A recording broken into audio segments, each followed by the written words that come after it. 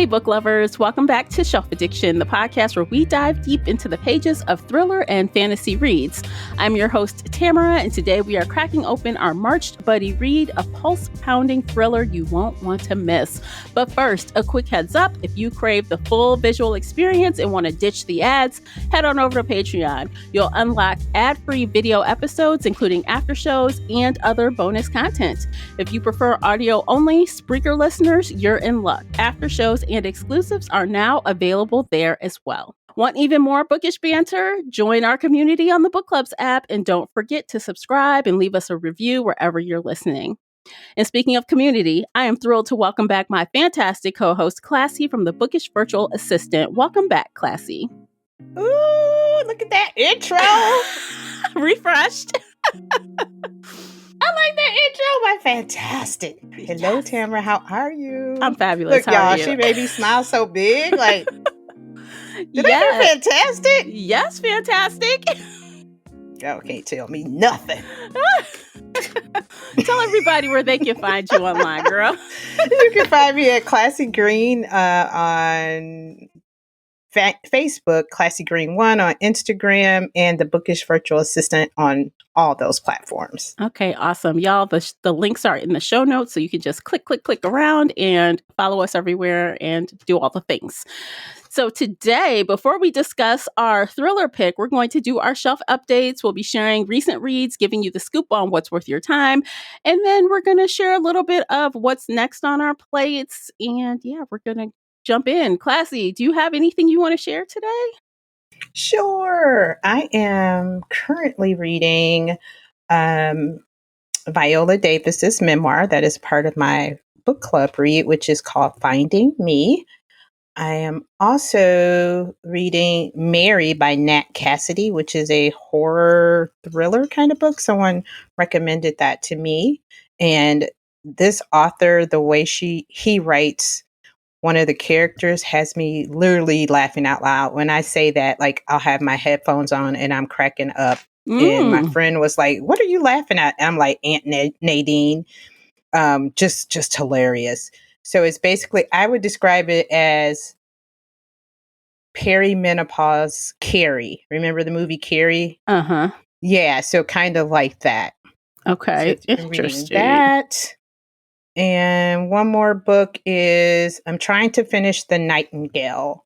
The Nightingale by Kristen Hanna. That was Ooh, I read that years ago. I liked it. Yeah, thought it so was far, I mean, good. she always writes good historical fiction books. So I think this is my second or third book by her. Mm-hmm. So yeah, it's good. It's just a matter of balancing my time to finish the books, because I also have to finish this book. Yes, which I finished yesterday. Yes. So right on time. Mm-hmm. Let's see. So recently, let me go to my little list here. I actually haven't been doing that much. So I have a little short list. I've been kind of watching a lot of TV lately, but I did manage to squeeze something in. So, okay. So actually, the book that you so kindly sent me, I just finished it, the latest Kimberly Lemming book, which Casey and I are going to discuss it very, very soon. I guess I'll wait so I can hear. Yes. The cover is so cute, though. It is. It's called. You already know you so well. You already know. Okay, so I got abducted by aliens and now I'm trapped in a rom-com. I will say one little tidbit here. Y'all get one, but you got to listen to the whole podcast, everybody. Teaser. It was not as good as her other trilogy. The other books were better. Okay. And that's all I'm going to say for now. I could already tell the way you were like, me and what you call they talk about. Gotta work on your poker face, ma'am. I know. I have no poker face. That is the biggest problem. I know. Words would be coming out of my mouth and my face is saying something different. They don't match. Guess you gotta, if you can't see me, too bad you don't know. Right. But Right. I also recently finished Leather and Lark. Also, we'll be talking about that on the podcast, but I think it's going to be an exclusive for Patreon and Spreaker only. So you guys, if you want to hear what we had to say about book 2 in that series, which is Leather and Lark, you'll need to come on over to Patreon or Spreaker and sign up as a supporter. Up next, I will be reading Scythe and Sparrow, which is the third book. So that should give you a hint if it was good or not. I'm about to read the third book. Yeah, very yummy. Yeah, so I'm going to leave that there. I think we might need to talk about dark romance at the end of this. I know. Yes, I do. And you know what? I also will be reading Lights Out because I know you love that, and it's up, and I want to compare the two because they're both in that same arena. Yeah. So I want to do a comparison. So I will be reading Lights Out after the third book in this trilogy. So cool. Yeah, and I want to read another dark thriller or something. I'm trying to decide what, but I just need to get through these couple of things first before I pick what I'm going to read next. Because if I pick too early, it changes. I'm not going to do it. You're like, No, I pick it like more than a week ahead. It's not going to happen. I know, because you could change your mind so quick. Mm-hmm. So, yeah. Yeah, so that's it. That's all I got on deck. Lots of TV, but I will share some of that in the after show. So if you're curious about what I've been watching, you want to hop on over to the after show. Yeah, I've been watching some good stuff too. Really? Have we been watching the same thing, I wonder? Did you just have a season finale? Yesterday? Uh-huh. I didn't watch it yet, but yeah. Okay. Maybe it's the same show. Maybe. Maybe. Okay. Okay, let's just get started. Let's hop into it. But before we get started, I want to remind you that as always with Book Chats, we talk full spoilers here. So you have been warned. Today, we are discussing the book What Lies Between Us by John Marrs. The audiobook is narrated by Elizabeth Nowelden, published May 15th, 2020 by Thomas and Mercer and Brilliance Audio. The paperback is 363 pages, and the unabridged audio is 11 hours and 27 minutes. Classy, would you kindly share the synopsis? Wow, I didn't realize it was that long. Yeah. They say every house has its secrets, and the house that Maggie and Nina have shared for so long is no different, except that these secrets are not buried in the past. Every other night, Maggie and Nina have dinner together. When they are finished, Nina helps Maggie back to her room in the attic and into the heavy chain that keeps her there, because Maggie has done things to Nina that can't be forgiven, and now she is paying the price. But there are many things about the past that Nina doesn't know, and Maggie is going to keep it that way, even if it kills her, because in the house, the truth is more dangerous than lies. Okay. So I didn't really read the synopsis when I started this book. Me neither. So when I got to to that 6%, and I text you and I was like, oh, she has her in chains. I was clueless. So I'm kind of glad. I was too. I didn't read anything. I just said, we picked it. This is it. Let's go. Yep. I had no idea. I was like, oh my God, she's got her mom chained up. Yeah. So when I just read that, I was like, oh, they let us know that. So, okay, high level, when you finished the book, what were your initial impressions? I did write this out. High level. I thought Marrs cleverly weaved a suspenseful, I would say this was like psychological thriller. Yeah, it was psychological, around two unstable women in one house that did unbelievable, outrageous things to each other. Like it was a compelling story, good character, complex characters, I'll say, and the plot was pretty intricate, but something didn't strike me. Okay. Like I really was like, yes, this was such a great story. But it wasn't a horrible story. So we also talk about this over on Discord with the book club members. If you want to join that, it's on Book Club's app. Nicole from Book Club posted a little GIF, and it says, did she? It says, when did she post it? Yesterday, actually. I missed it. This is what she thought about the book so far. She was not done yet. but it has like SpongeBob SquarePants and what's the pink guy's name? I don't know. The pink starfish guy, I think. Something worth. Yeah, Squidward. No, not Squidward. Squidward. Some I don't know. I don't know their names. Anyway, so they're sitting Oh, next. the buddy. Yeah. Yeah, they're sitting next to each other on a roller coaster ride, and it says Destination Crazyland. Have you seen that GIF? Or GIF? I don't know. I'm old. Yeah. I don't know if it's GIF or GIF. Whatever. Patrick. That's it. Patrick, the yeah. star. So yeah, SpongeBob Patrick. and Patrick. Destination Crazyland. That's what this was. Mm-hmm. It really was. Yeah. But yeah, it was that. How about you? What was your high level after finishing? Well, honestly, my first thoughts were she got what she deserved. And I said, wow, that was an exit. That was an exit. And also, it's funny because in the last, I think it was still in the epilogue. I think it was Nina. Yeah, she was gathering some library books and she mentions the book Flowers in the Attic. And I thought about that from pretty much 5% in. I said, oh shit, this is some Flowers in the Attic type shit minus the child stuff. I mean, like she in the attic. Yeah. So, minus the two siblings. Yeah. But, yeah. So this was, I thought it was good, high level. Was it perfect? No. I think it was a little creative, and it was definitely Crazy Town, which that kept it interesting.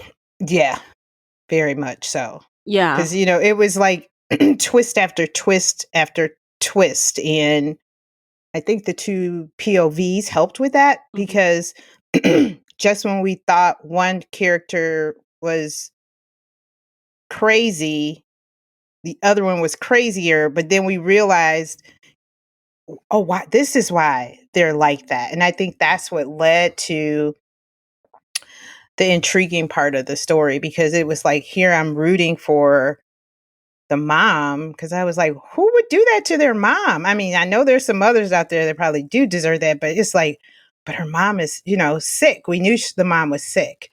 And then once you find out what the mother did, you're like, oh, that's why she did it. But then you find out what the daughter did that prompted the mother to do what she did. She did, yeah. So it was just, it was back and forth. Because at first, I'm like you. I was like, dang, Maggie just like being tortured. And all I could think was, like, I text you, I'm like, what did she do?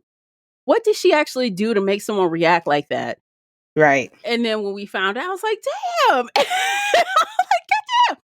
And then when it flipped again and we got to see that scene of Nina actually killing her father, and I started suspecting that pretty early. I was like, she killed him.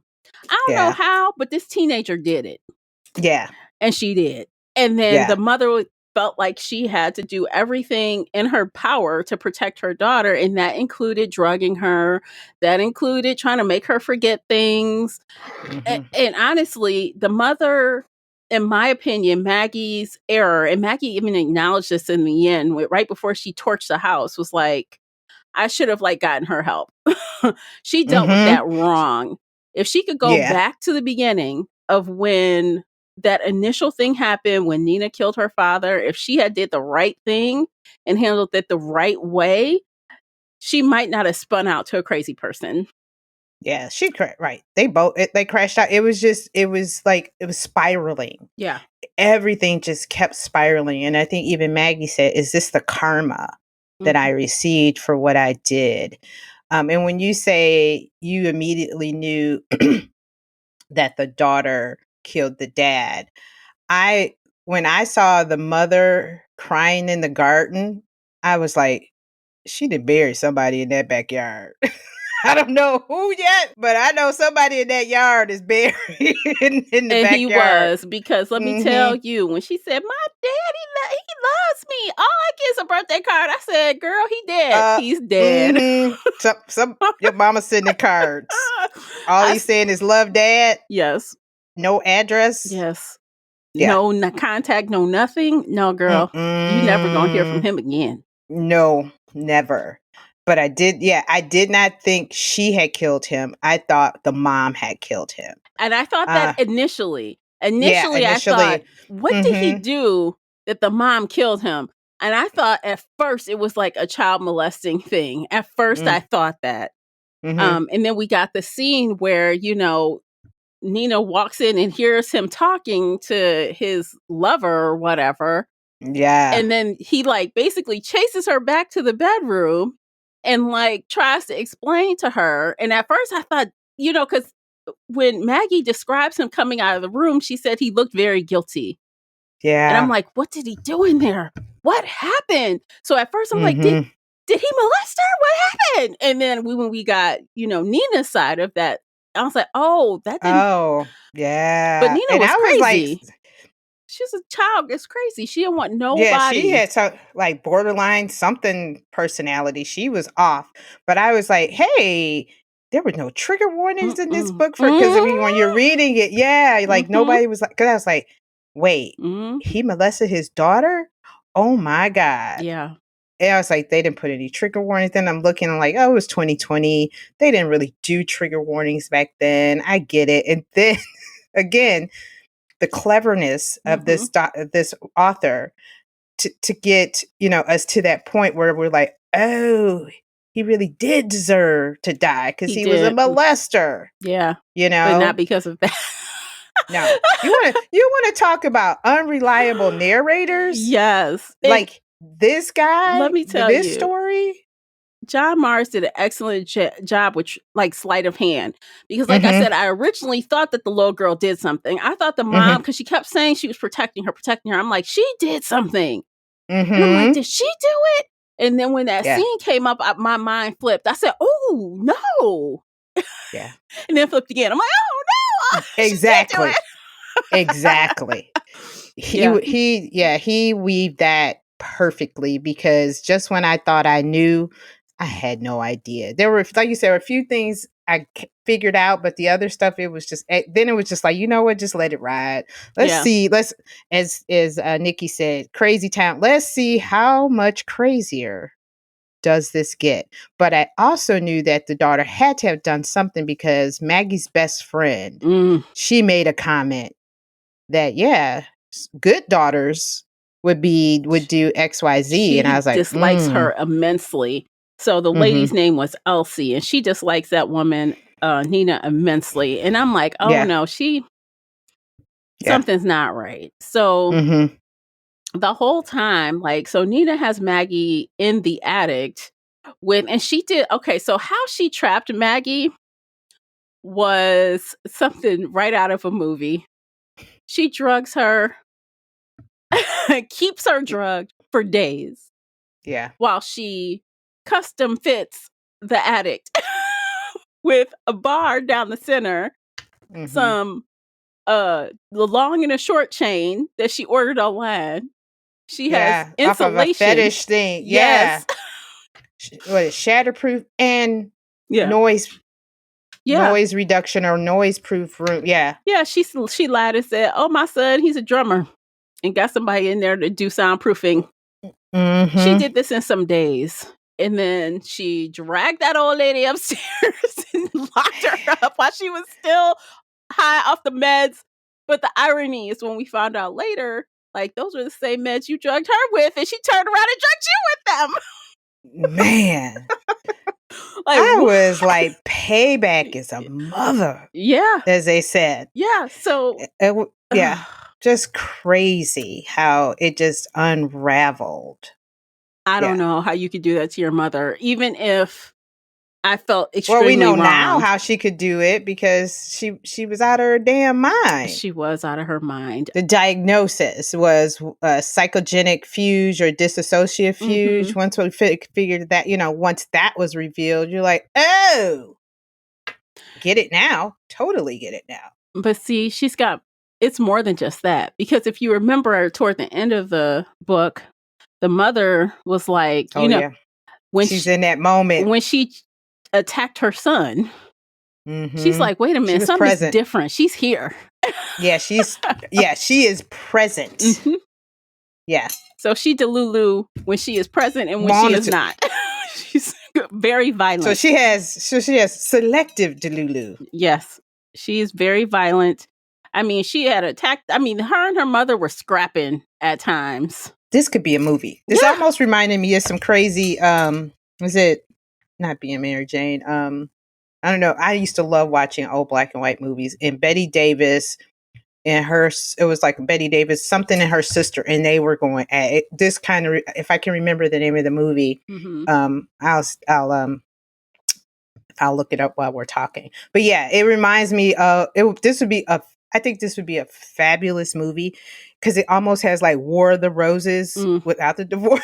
You know, it's got all those antics. Because I mean, it's mean, but some of the shit was funny as hell. mean, yes, like Maggie was creative. So Maggie would do something to try to escape. Nina would catch her and punish her in some way. Mm-hmm. And it would go in this circle, like it was cyclical. They just keep coming around and around. Yes. And it's like, oh my God.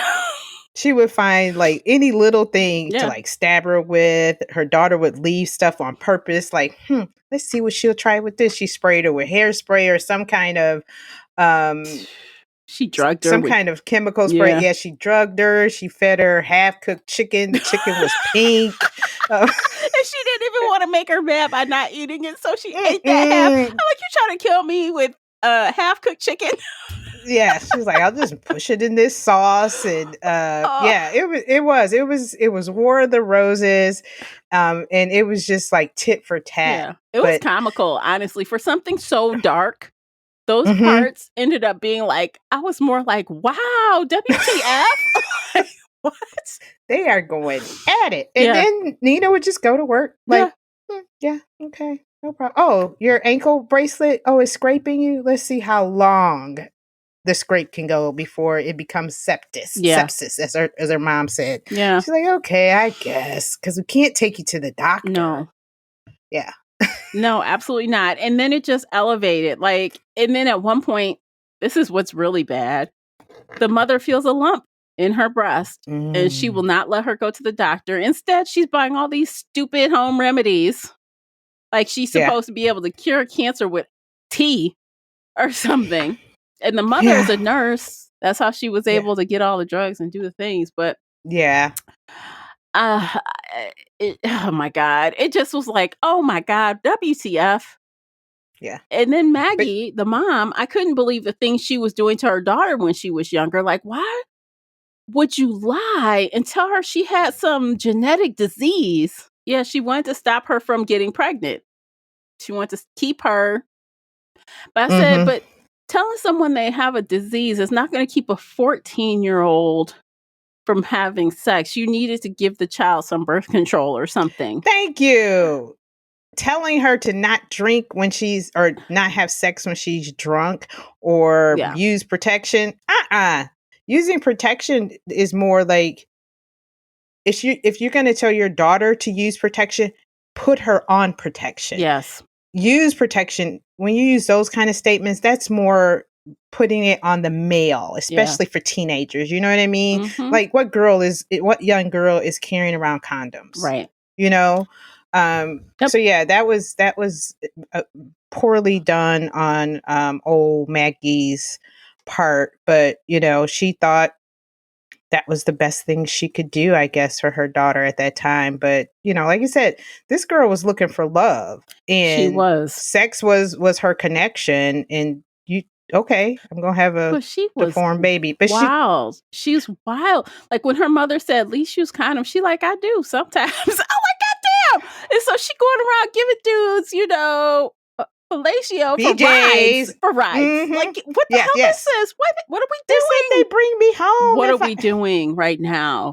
I know. And when the one line said, she said, "Oh, you think I'm a virgin?" I was like, she is the furthest thing, but still, like, yeah. And at that point, her daughter was like, "There's nothing really you could do to me right now." No, that's how she felt. That like I'm out here.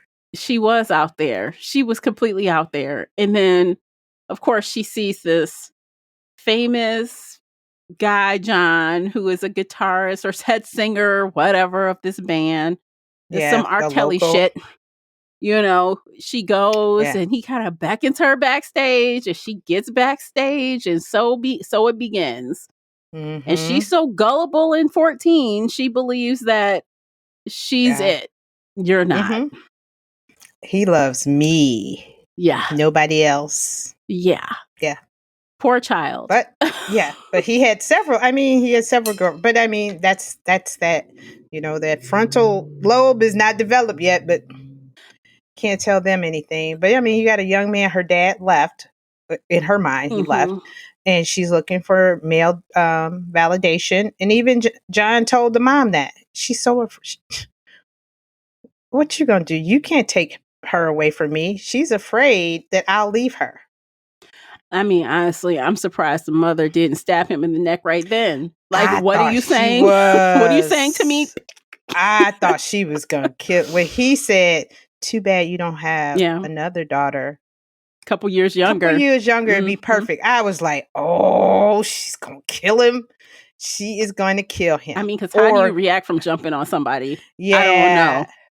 Right, and then I think like the next scene was with his other girlfriend who was pregnant, and we find out. I think somewhere down the line we find out that John had died in prison from leukemia, and he had gone to prison for killing his girlfriend. Yes. So when I heard that part, I was like, ooh, the mother probably framed him because he was an asshole. Again, another sleight of hand that Mr. Mars did. Yeah, because we saw the mother's point of view first, and it made it seem like she came into John's apartment, saw the woman, and then he kind of left it where it was for us to decide if she did anything or not. Right, because she says, I walked towards her, and I thought she said she had a knife in her hand, too. Which she did.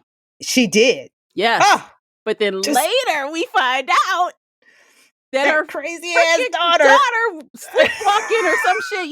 Like she forgot her other personality came on. Like after she had this baby, she got up and walked out the house and went to John's house and just stabbed the woman to death, basically. Yes. Yeah. And John's just knocked out with a needle in his arm on the bed. Yeah. Like, wow. What? I was like, he lucked out again. God dang it. She covered for her for 2 murders. She covered for her. And I knew, okay, so I got to ask you this. Now, I knew this in my soul. I said, this author is not going to let this woman kill a child. So the whole time after Nina had her baby, I didn't assume it was a different sex. She said it was a girl. I accepted it was a girl. But I thought she had like put it in like one of those drops where you can drop an infant or something. I didn't know if they had that over there, but where you can go to a fire station or someplace. I thought she had just got rid of the kid that way, because the book made us think that she might have killed the child, right, and buried it. But I was like, no, I don't believe that. Not from Jump Street. She did something else. Yeah, I didn't think so either. I didn't think the baby was stillborn. No. I just thought that the mom had taken the baby away and was going to figure out something else, because I think she felt like just another dead, like after all the things that she's done, that she wasn't just going to go bury this baby. But no, I didn't think he was going to do that to kill a child. That was yeah, I didn't think it was possible. So he couldn't sell me on that one. I just knew he wasn't going to do it. Yeah. But the question, I didn't know how he was going to get rid of the baby, which was interesting how he ended up writing that for Maggie and Elsie, who helped her. Elsie. Yeah. So that she helped her find the rich parents who adopted, Dylan, who she refused to call Bobby. She refused to call Bobby. Dylan. I know. Woo, that child was you want to talk about crazy. She crazy. Okay. Actually, it's a great time. We're going to take a break and we're going to come back with the more crazy, because you think it's bad now. You wait.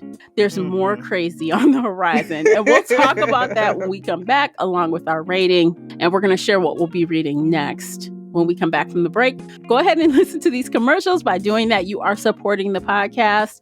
Don't forget to pick up a copy of the book review journal, available right now on Amazon. The link is in the show notes. We'll be right back. Okay, welcome back. More crazy. Crazy Nina. Yes. So crazy. Let's talk about how Bobby found Nina and what she decided to do. Yeah. But he found her online, and he thought they were siblings Mm-hmm. because on his birth certificate it shows Maggie. I don't know what their last name is, whatever, but Maggie is listed as his mom, Mm-hmm. and she's like, "No, you've got to be my sibling from my dad." And Mm-hmm. he's like, "No." But anyway, come to find out, he tells him what day he was born. This is her child. Yeah. But she thought at first he was like romantically interested in her because She did. They she, were chit-chatting and mm-hmm, all of this. And then when they meet finally, after, because she was going to say, I'm not talking to you ever again if you don't tell me what this is about. And that's when he kind of yeah, revealed, I think we're siblings. And she agreed to yeah, meet. And then that's like you said, it kind of tumbled out. And she's like, she gets up from that meeting, basically just leaves him there because she mm-hmm, feels it, but she needs to prove it. So yeah, she goes home. This is before she locks her mother up. She's digging around, yeah. digging in the basement, under the stairs, all this stuff. The mother, pack rat as she is, never throws anything away. Evidence. To the detriment. Yeah. Evidence. So she finds, not only all her daddy's stuff, all of it. She finds Mm-hmm. the birth certificate. She finds and then she ends up in this same WAP. Like she finds out all this stuff. Bam, bam, bam. She finds out that her dad is in the garden because she went and dug part of it up. Yeah. And she found out that her mother lied and gave away her child. Yeah. Yeah. That was the trigger for her to say, which you owe me 21 years or 23 years. Pay me Pay me what you with owe your me. life. Mm-hmm. Yes. Yeah. So you get no more 20. You live the rest of your years up here in this attic. Yeah. Ugh, that her dad uh had made for them. So yeah. Yeah. Ugh, that extra room up there. But yeah, she was like, "Oh, you drugged." She found the drugs that her mother had Mm-hmm. used to help her, abort the first child. Yes. And so she figured All that that stuff. out. And then she also found out that she went to early menopause because of the drugs her mother gave Drugs. her that were later taken off the Yeah. market because it was it Causing. was causing that. So they pulled it from the Yeah. market. And she would Mm, have never known that if the woman had thrown the shit away. Like, what I the hell know. is wrong with you? Like, what made right? That stuff should have been gone immediately. But, if she's a pack rat, Yeah. So she finds that out. that's And what they do. then of course she gets her records from the hospital because her Yeah. therapist says, she asked for some antidepressants and but I don't need, I want a low dose because this happened to me before. And they're like, wait a minute, I don't see where you've ever had these. Giving you There's a gap these here. drugs before. Yeah. Mm-hmm. So she gets her records and starts to compare and she puts it together like, this hoe drugged me. Yeah. And used illegal scripts from her doctor Yes. to get those drugs because, like you said, she worked for a doctor. Yep. She forged a script in his signature and was able to knock her out, abort a baby, and whatever else she needed to keep her sedated so she could move forward with Without her giving knowing her the baby baby was away. in the house. So she kept her Yeah. in this not only sleep, but it made her memory bad. Like she couldn't really remember those days. And Yeah. maybe she honestly couldn't, the blackout was legit when she went and killed that other woman because she was drugged. She was so Mhm. heavily drugged. She probably hadn't, Yeah. She wasn't sure. Right. And then when yeah. she did wake up, it was just like, "Hold up. Hmm. I had a baby. John doesn't want to see me. You mean John doesn't want to see me? I just gave birth to his baby. Oh no, I'm going to go see him. Oh He no. needs to know I just had a baby." But, again, the mom really did think she was doing this for the best because she knew the violence that lived within her daughter, Yeah. and she feared her daughter would do the same to that child. And she And did. She did. 20 years later, but she did. She yeah, did. she did. She took her own child's life because he wouldn't. Yeah, Yeah. She killed him by keeping him in the basement. So again, here's another bait and switch by the author. We think that she kills him at one point, or he wants us to think that. The grandmother, Maggie, thinks that her grandson is dead. He ain't dead. He in the basement. So she got a prisoner in the attic and a prisoner in the basement. And in the basement. God, yeah. Crazy. Because after she meets up with Bobby, aka Dylan, who she named him Dylan, but his adoptive parents call him Bobby. Yeah. She had become really obsessive with him to the point because she wanted to be that mom to him, and she would buy him things, basically stalk him, and he wanted them to just be friends. He's like, I don't need a mother, I have a mother. Yeah. And again, she lost her shit. Yeah. She crashed out, as the kids say, crashed out. Yeah. So I think he had told her, he told her about a party his family was giving. She shows up to the party. Yeah. Uninvited. Just shows up. Confronted the mother, the adopted mother, and things went awry from there. Yeah. And that relationship with him kind of just soured. And very he quickly. shows up. Yeah, he shows up to the house. I can't remember why he showed up to the house exactly, but he shows up at a moment when Maggie and Nina are fighting. And he says, basically, what the fuck? What the hell you doing? Yeah. And she turns around like, well, what the fuck you doing? And, so Maggie's explaining to him, it's like, she finds out, hey, this is my grandson, help me. And he goes to help her. And to Nina, that means you have turned your back. You've already turned your back on me. 2, you turned your back on me again to help my mom who sold you from me. Yeah. And she whacks her child. Yeah. Bashes his skull in, basically. She hits him twice. So we do. I mean, the way, right. She according to Maggie's story, she hit him in the head the same way she did her dad. Yeah. So I also thought, oh shit, if she did hit him the same way she hit her dad, he's dead. Yeah. He is dead. And then we fade to black. Yeah, we fade to black. And the irony of that is, Bobby might have believed what Nina was saying if she had said that my mom is alive, your grandmother's alive, but she is sick. Instead, she said, they're dead. Yeah. And so he's like, wait a minute, I have grandparents? I thought you said they were dead. And then Nina's like, she's lying. I mean, Maggie's like, she's lying. Help me. Right. And he does. Yes. She was like, oh, I got a way out, she thought. Yeah. And she did for 2 seconds until, she slapped them cuffs back on her ankle and then bludgeoned that son. Like, oh my God. I know. And she's crying. She's like, where's my grandson? Where's my grandson? And she would not answer. No. And then all of a sudden, the next chapter is 10 months later, was it? Or 2 years? Time gap. Yeah. Yes. And this is after Bobby had been... Now, I wondered, that's one thing that I think was missing. So we know that Bobby and Nina were getting to know each other over the course of 2 years. Yeah. But we don't know how much into that 2 years did Nina start acting crazy about him. You know what I mean? With the constant texting and you didn't answer, I'm going to show up at your job. All that crazy stuff she was doing. Like she was an ex-girlfriend or some shit. Right. Well, she said she was beginning to get that familial attraction, which can happen. Yeah. And I was like, I have heard that before. I was like, oh no, that's your son. Remember, he's your son. Your gay son. He doesn't even like girls. Leave him alone. Don't look at him like that.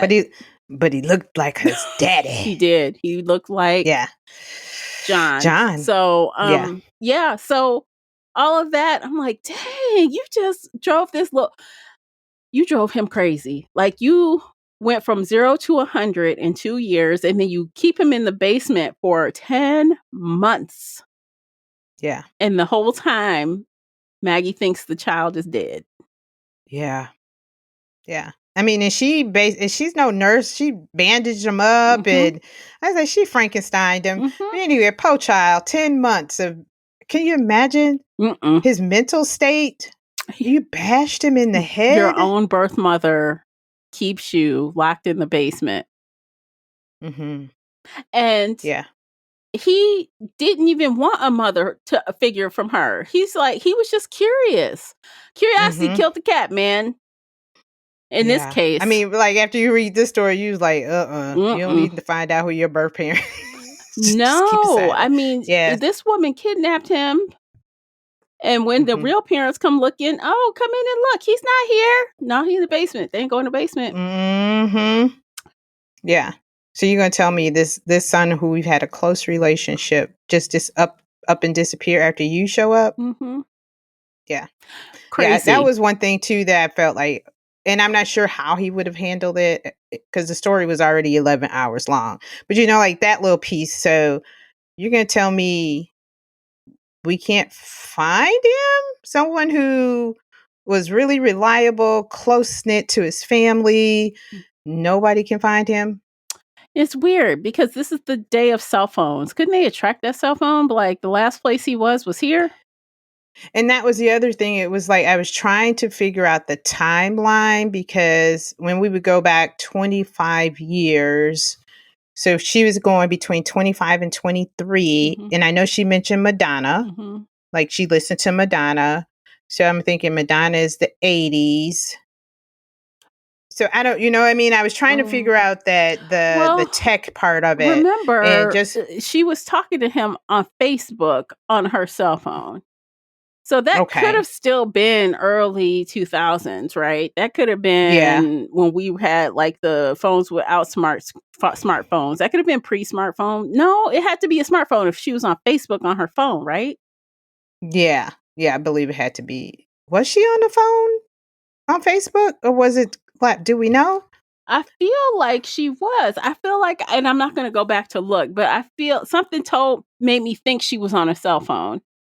Okay. And maybe it was because of the quickness of their communication. I Mm-hmm. think when they met up, because I think that's how they were talking to each other through messenger. We call it now messenger. I'm not sure what it was Back called then, it was back integrated then. into Facebook. It wasn't Facebook, separate. yeah. Yeah.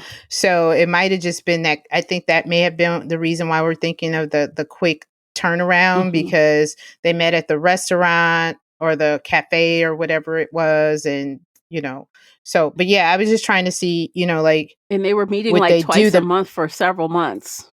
Yeah, I think it was like 6 months, maybe. Um, but yeah, like, so I don't know if they could use pinging and whatever. And Yeah. I'm thinking too that, if it was a possibility, or did he just not even want to throw that in there as a piece? But that was just one little portion to me was like, so nobody really looked hard for this young man. Like Maggie's story was really believable why people didn't look for her. She was Mm-hmm. sick and Nina said she was in a nursing home or she was down. Well, she told some people she was in a nursing home. And then the other people, she said she lived with her sister. Right. You know what I mean? So nobody Right. questioned that. Right. And that was believable Mm-hmm. because, one person is thinking this, but John missing, No. that's kind of odd that here you have this crazy biological mother who shows up at our party. Acting deranged. Yeah. And then my son goes missing. Right. And I'm speaking like I'm Jane. I'm the mother. My son goes missing after wacky, Nina shows up. And granted, yeah, she says he's not here. I'm not buying it. Yeah. And then Not to buying it. find out, like, she found out that was going on she knew him for 2 years. Like he didn't just meet her. Right. So Yeah. something is going on. Something is askew. And I guess they did come there, but they didn't. I mean, I would have been like, get They a didn't do search enough. warrant and go top to Man. bottom in this place. Mm. Like, why can't we look everywhere? Right. Or beat her ass. Yeah. Okay, I'm sorry. Or that. That's where I was like, I'm going to catch that little wench at the library. She got to come out that motherfucker one day. Yeah. Wow. On site. Yeah. That's my baby. My baby's missing. Honestly, I don't know how Nina even managed to keep this shit together. You got 2 prisoners in the house. So was she continuing to have the mother downstairs during those 10 months? They had a routine. They would have dinners. So Yeah. when Dylan or Bobby was I in the don't think basement, so. was she doing that, or was that was the punishment? She was just in that room forever? Like she didn't let her out again? Yeah. I don't know. Because I know she did bring her dinner and she was like, help yourself to dinner. And she said, I didn't want any. Yeah. But I thought the dinner was upstairs, but I don't know. It might have been, but also the mom, Maggie, was getting sicker and sicker. She found a second lump 10 months earlier, when she originally had that dinner. That's what started that whole fight. Right. So her cancer was progressing and she was dying, and she knew she was dying. Yeah. And she was like, I want to die. Like, I want this over. Yeah. Oh, you know what? Well, I don't know. Because I was thinking like when she got those matches, because Crazy Nina celebrates the anniversary of her being locked up with a cake and a candle this year. She got a freaking candle. and I just thought about that, like the more I think about this guy, the author, and the things that he did. So Nina worked at a library, right? Mm-hmm. And the books she would bring her. Yeah, she would taunt her with books about people who were captured and prisonered. And if there was a page or something where they would escape or think about escaping, she rip it out. She ripped it out. God. Tamara, I laughed so hard. She gave her Room by Emma Donahue. I'm like, she tortured her with that. Nelson Mandela's story and Frank's story. I was like, oh my God. Yeah. You want to talk about... Got you a new book? Thought you Room, something you'd be interested in. She escaped. But, I guess she tore out those pages, the escape pages. Yes. But yeah, she gave her a cake or a cupcake, and she left the matches behind. Yeah, she got a little sloppy. And I can't yeah, and that's how, the story kind of ended. I didn't want to go that fast, but she did. I was thinking, did she bring that cake up to her? Because even if she kept Dylan in the basement, I'm not sure. I'm thinking she kept her upstairs, but I don't know. Mm-hmm. But that's unimportant. Regardless, she never found out that Dylan was alive. No. And Maggie, like you said, her cancer had progressed. She was ready to die. And she was like, I'm going to end this. Mm-hmm. And she figured out there was a little, there was a opening between a wall and something, and the carpet was old and, not flame retardant. And that was where she was trying to dig away. Like 10 months earlier, she had found something in the bathroom that she could use to kind of pick away at the sound insulation, right? Because she thought when that guy comes back, I'm going to scream and he'll hear me. So she's trying to do some Shawshank Redemption shit. She tried. So she ended up lighting a fire. Yeah. And it and she knew it would get her lungs first because and the neighbor's daughter calls Nina and says, hey, come home, your house is on fire. Yeah. She's like, what do you mean? Because now she's like, oh shit, my house is on fire. People that my family's in there. She screamed, my family, my mom, my son. I'm like, you dumb bitch. Well, they're gonna find the neighbors are like what? I haven't seen anyone. What are you talking about? And they found the bodies. And they're like, do you know why they were chained up, ma'am? Yeah. They arrested her. Could only be you. Yeah. As they should. The way that she got what she deserved. But it seemed like she blacked out there at the end. She did. You went to your other side. Your other side came out to handle that. I know. She was like, the officer is looking very... It was like, whatever. You still serving time. Look, you... Black out all you want to. You're not hurting anybody else on this blackout, ma'am. You got 2 bodies chained in 2 parts of the house. No one is going to believe anything you say. You're the only other person that lived there. It's you. Yeah. So she had, her body count was what, 4? Yeah.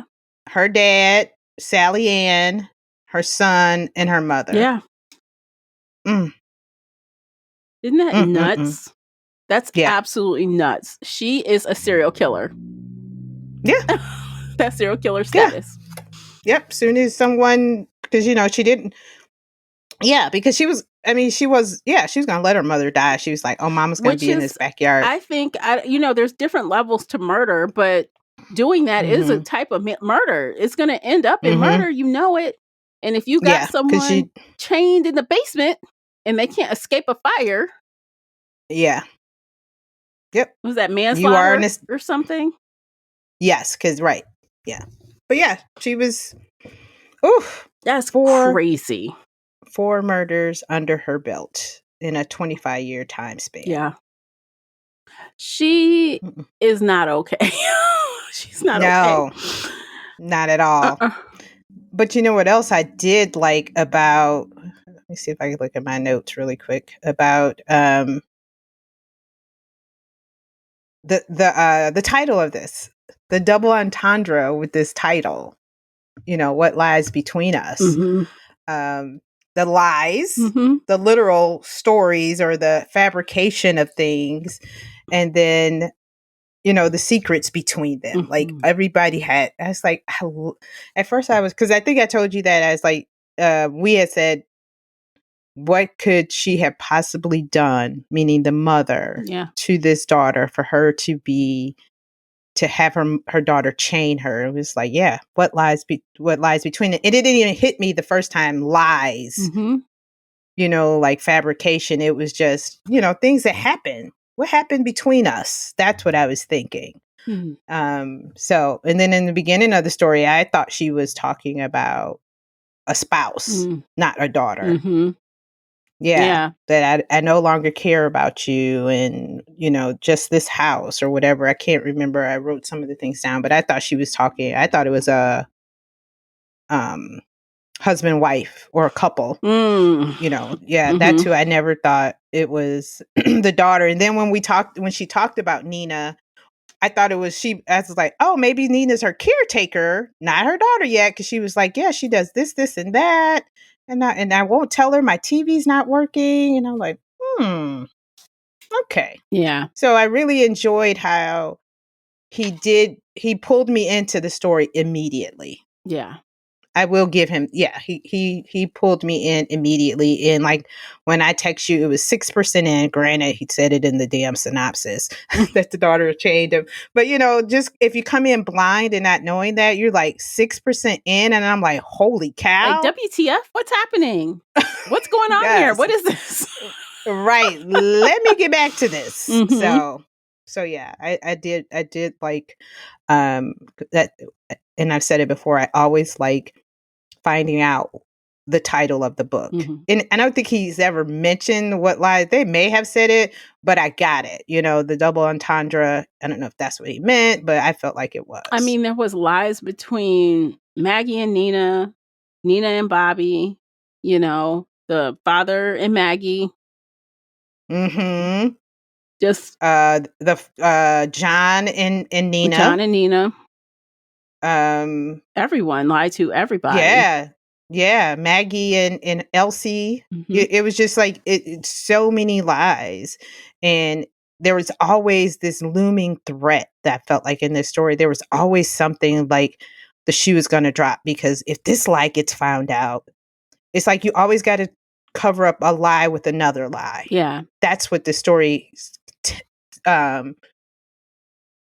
gave out to me. It's like, once you do this lie, you got to do another lie to cover up that lie, because once you do tell the truth, everything unfolds, and so many people are going to get in trouble. But which honestly, I couldn't quite understand. Now, I can't help but wonder, in what if scenario. So what if when Nina found out what her mother did to her and lied to her about, what if at that point Maggie disclosed, yeah, I did do this, but I did this because you did that? Would that had stopped Nina from going crazy with her son? Would that had made her want to stay away from him had she known that she has the ability to kill? She found the daddy, but she didn't know she did it. Yeah. If Maggie at that point had said, hey, Nina, yeah, I did bury your daddy in the backyard because your ass killed him. Prove it. Prove it. I mean, even later, she's got a weapon in her hand. And she's like, she even had like a golf club at some point. She's like, why is this golf club seems so familiar? I think she's dreaming about a golf club or something. Mm-hmm. Well, she's having that flashback. Yeah, Yeah. I think she does. But I'm not sure. Because I think, like, wasn't it Maggie's sister or something who kind of meant, or Nina mentions that her aunt mentioned, well, Maggie's sister, Nina's aunt, mentions you were a wild child, you were uncontrollable. So, and I mean, granted, some of that is coming from Maggie, but like I think even though she snapped out, I'm not sure if she would have changed her mind. And I don't think she would have hurt her child. Um she may have hurt Maggie. I think the one thing that was missing, I kept waiting on Nina to remember. Like something to trigger her that would make her remember what really happened. I just, for some reason, I felt like I wanted that to happen. Yeah. Yeah. And right, even if it was not going to change the trajectory of the story, it could have been, oh shit. Yeah. It was me all along. Like, even if they'd have did that when she almost blacked out, I think that would have been too late. But maybe just like I don't even think she would repent, but just to know that, oh snap. Yeah, like my mom may have lied up. Yeah, that my mom may have said I had, this disease and I couldn't have a child. But what was really wrong is, I had a disorder. She pushed the first domino down. But yeah, I do think that because of what happened when that event happened, she was already cuckoo. She was cuckoo from the beginning. She had something going on before that. Yeah. And I think that event made probably everything worse. And it just it was a catalyst. Spiraled after that. But I don't know. And I'm sure the drugs she was doing. Remember, she was smoking cigarettes with something in it. She was doing drugs. Yeah. She was drinking. Yeah. She's 14 years old. Yeah. And I'm not sure if she would not have hurt her son, because one of the things that was a driving force for her in this story, and it was mentioned a few times, is people leaving her. Like, she didn't even want her mom to leave her. Yeah. Even though she knew what her mother did and why she kept her mother in that room and chained, she still really didn't want her to leave. She wasn't ready to let go. No. So her son, even if the mother had said, revealed to her, even at that moment or a little bit before, soon as Dylan rejected her, I think that would have sent her right back to that time when her dad rejected her. I think she had like severe like codependency. Because she needed somebody. Don't ever leave me. I need my wretched mother. I need my son. I don't have anything else. I need this man. Yeah. Even though he's trash, it doesn't matter. Right. Right. Because I mean, she wanted to adopt children and couldn't. The mother, told her, it. She said no. No. She will not be a good adoptive mother. And then all of a sudden, her son comes back into her life. So yeah, it was.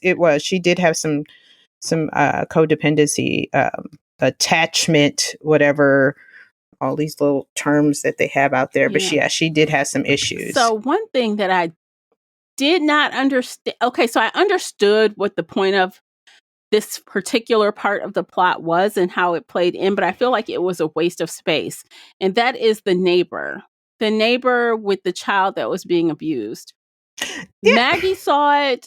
Maggie told Nina was supposed to pass this child a note. She didn't, because she started to wonder if Maggie was reliable. So she didn't do it. She's like, this family looks good to me from the outside.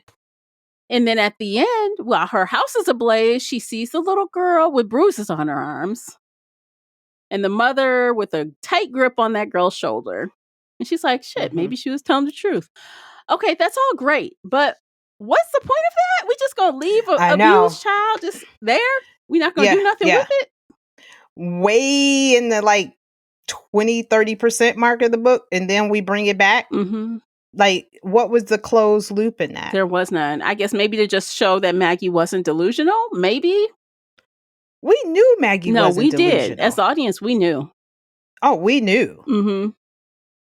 And that was the thing. Even if you wanted to say you should have believed Maggie all the time, you really couldn't because Maggie wasn't even telling you the truth. No. You know what I mean? So the only truth that Maggie ever told Nina was about the young girl being abused. Everything else was a lie.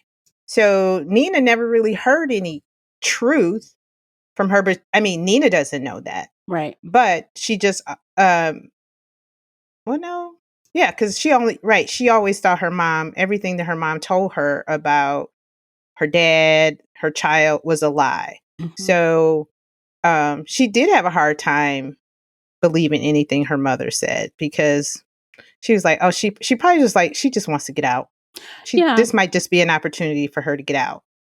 Yeah, essentially we had two unreliable narrators, two POVs, and they were both unreliable. Yeah. Pretty much. Mm-hmm.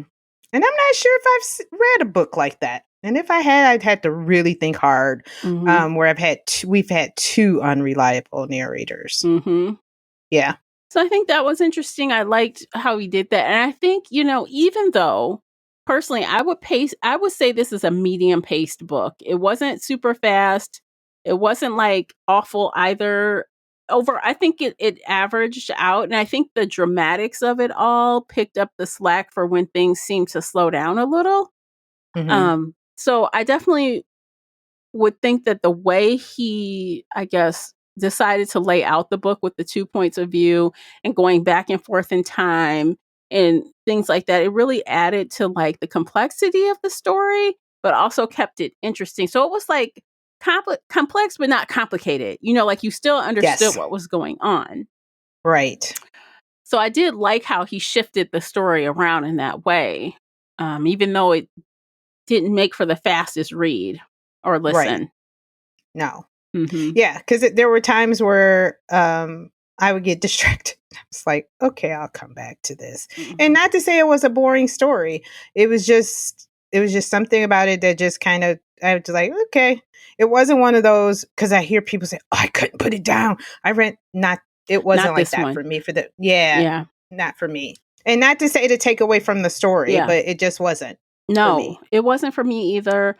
But I do think the payoff was worth it, even though I didn't find it as unput downable, if that's a word. I don't I know. think it is. Yeah. But it was fine. I thought that it was pretty entertaining, even though, like you, I did find myself hitting rewind quite a few times. I'm like, oh, wait, what Mm-hmm. happened? Oh, what did I Mm-hmm. miss? I just found myself kind of Zoning out. yeah, just a little bit. Mm-hmm. And I Yeah. think that might have helped if we had two narrators that sounded very different. Ooh. Maybe an older voice and a younger voice. I think you're right. I think that would have helped. Yeah. Mm-hmm. Because, I That mean, would at have. the end there, Maggie was 68 years old. Yeah. So she would have a little crack in her voice, or A just little bit. something. A little. Mm-hmm. A little Yeah. something. You're right. Yeah. Yeah. I don't know. Yeah. I think that would have lended to more the attentiveness to me as a listener for me. Yeah, I think because at one point it was just like blending because all it would be was, and I think they would say Maggie 23 years later. And then I snap out of it. But there were a few times where I wasn't sure whose story I was listening to because after you zone out, you forget which chapter. Mm-hmm. You know what I mean? So we did have two narrators. Even if I zoned, I knew, oh, but it's Maggie. Right. Not because I know at one point I did have to rewind because I was like, but I thought Nina did this. Is this Maggie or Nina do? And I had to rewind, like literally, like, and then I would just like forget to start the whole chapter over because I think I just totally missed something key here. Mm-hmm. So yeah, I think two narrators would have helped. Yeah, definitely. Oh, you know what? I guess I could ask this question. I think I know how I'd answer this, even though I don't have any kids. But this book talked about from Maggie's point of view of like protecting her child at any cost, right? Any cost, including covering up crimes. I don't think I would cover up a crime for my child. I don't think I would. Would you cover up a crime of a child? No. However, Mm-hmm. when I thought he molested his daughter, I was like, die! Mm-hmm. Motherfucker, die! Now that, I've been like, I see nothing here. That I may have. Yeah, because I'm like, I'm not sure if justice is gonna serve him. Is he gonna get what he deserves? But no, even seeing the long-term effects. So, for example, like I think, and I said this a little earlier in the hour, but like let's say, for argument's sake, he did molest her, she kills him. That's totally valid in my opinion. But the fact that if you cover it, she gets no help for it.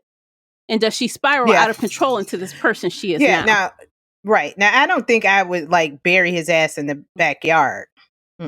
No, hell no. So you wouldn't do that. Let her believe that he walked away and she doesn't remember? Oh, no. What would you do? If she act like, because remember, in the book, Nina act like she didn't know what the hell happening. She was just sitting there, catatonic. Oh, we're getting help. We're getting some help. I would be totally supportive of her and, figure out and whatever she needs. But it might come out then, because if she combines her two personalities and she's talking to somebody or whatever, her unconsciousness unlocks and she tells a therapist, I killed my daddy. It's going to come out. Yeah. And it's going to come out that you covered it. No, I don't think I would cover her killing him. I would be just like, I wouldn't feel bad about it that she killed him. Yeah. Maybe I said it the wrong way. I'm not, if you did a crime, we're not I will support you, if it's like that. If you murder someone just because she's so young, she wouldn't have gone to jail. She needed help. Yeah. And by covering, she'll never get the help. Yeah. No, I'm not protecting them, not at all costs. No. That's a hard one to swallow, because in the end, we're both going to be in trouble. Yeah. And who she won't have anyone, or he won't have it. No, and that's why Maggie blames herself. She says, "This is my fault." Even in the end, after everything that Nina has done, I created this monster. This is my fault. And I agree, because she handled that very first incident wrong. Yeah, and dominoes fell. Yep. No, I would have we would have called the police. I would have made sure she got the help that she needed. I would have supported her as much as I could, lawyers, medical help, all that kind of stuff. But no, not, let's go bury his ass in the yard. Nah, no. Yeah. That's, karma's a bitch. Yeah. No, we have to take our hands with justice. But, no. Okay, so one last thing. I was satisfied with the ending. Were you satisfied with the ending? Yeah, I think he wrapped up everything. There wasn't really much to do. Like you said, I wish she would have maybe snapped out of it and realized that she was at fault for this. But then you kind of think of the condition that she suffered from. And I only came to this conclusion after our discussion a little more, that here again was another tragic moment in her life.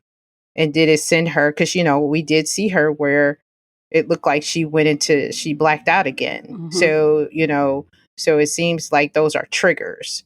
Wish she would have maybe had a moment, when she was reminiscing about this looks familiar. And then she kind of rolled back into, I don't know why it looks familiar, but it does. But other than that, I was satisfied with the ending. She got what she deserved. I feel like Nina's going to end up in the mental institution and not jail. Right. She will probably be admitted and committed. Committed, yeah, and serve her the rest of her years. Because she's, when they dig deep, 4 murders. If if that's all revealed. Well, see, when a house comes down, The yard gets Mm. disturbed. They're going to find another body. Yeah. What happened here? Yeah. They may not know about Sally Ann because, that died with John, but Yeah. at least 3 murders that she probably will be committed. And she might eventually convicted of. remember all the murders, because if she's working with someone being in the, institutionalized, she might eventually remember them all. And that would be poetic. It would. But yeah. But his editor just was like, hey, it's 11 hours long. Wrap it up. Come on, John, let's do this. Okay, I think let's go ahead and rate it. I think this was a good talk. We went over. I love when that happens. Yeah. You go first. Okay. I usually go first. Okay, I give it a 4. I thought it was well done. And even though it wasn't the fastest read, I still think the payoff was worth it. I still think I was engaged. And I mean, this conversation really sealed the deal. If the conversation was if it was dry, it would have been a 3. But we really got into it. And so that really solidified the 4 for me. What about you? Yeah, I was at a 3.5, and I know we don't do that, but after our conversation and kind of just, thinking about a few things, I did move my rating up to a 4. He was so clever. I mean, just some of the clever things that he did with this book, and the sleight of hand and the plot twist. So I enjoyed it. Like I said, granted, the pace wasn't that great, but the twists and the lies helped with the drama, and the looming threat all the time of what's next helped with the story, and made me move my rating up to a 4. All right. It was Good fun. Deal. Yes. Okay, this is excellent. I love it. I'm really curious to see what the book club is going to say about this book. Yeah. I'm sure a few of them will have some interesting comments. I look forward to that. Yes. Yeah. I do too. Can't wait. Yeah. Okay. So up next, you guys, for April, I can't believe we're talking about April already. I know. I can't believe it. But so for April, we are going to do The God of the Woods by Liz Moore. And this was a 2024 Mystery and Thriller Goodreads Choice Award winner. And it's been a while since we went into the 70s. We had another book that was in the 70s. Was it?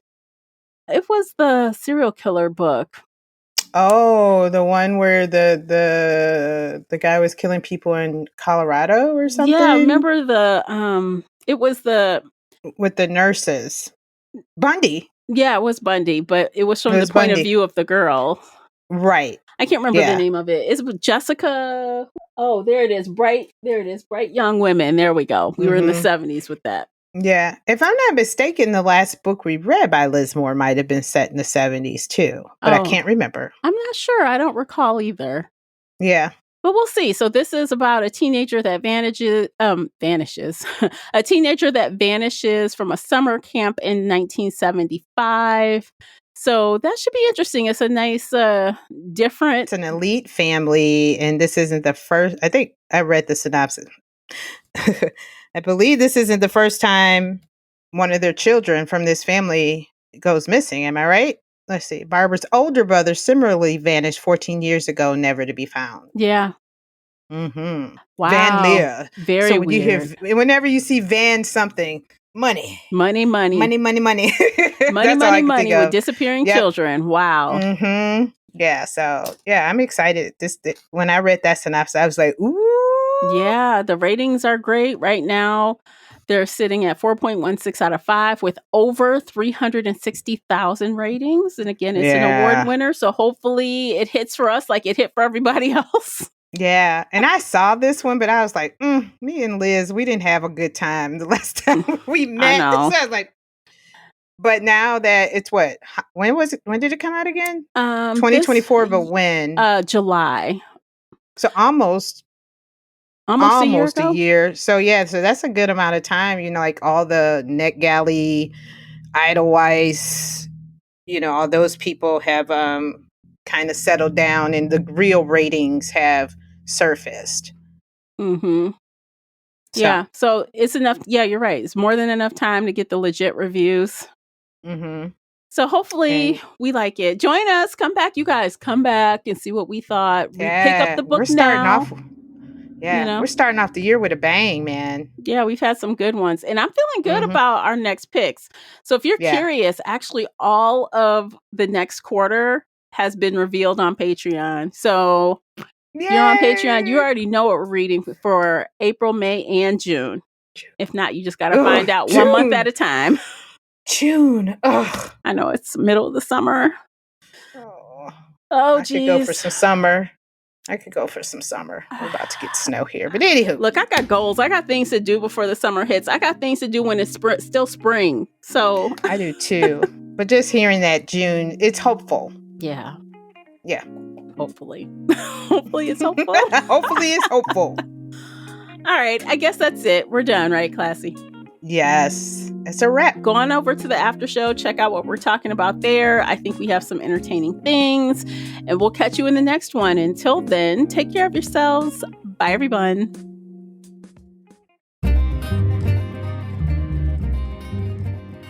Did you enjoy today's episode? If so, please head over to Apple Podcast or Spotify and leave a positive 5-star review.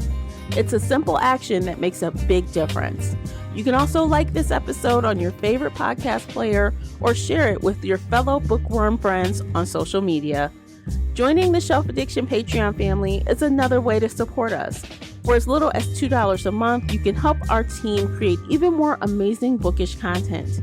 If Patreon isn't your thing, consider becoming a supporter on the Spreaker app for just $5 a month and gain access to exclusive audio-only content. You can find me everywhere, including Instagram, X, and TikTok under the handle Shelf Addiction. Join our book club of the same name on the book club's website and app, where we discuss all things bookish and more in a safe space. The Shelf Addiction podcast is a part of the Nerdy Maven Network.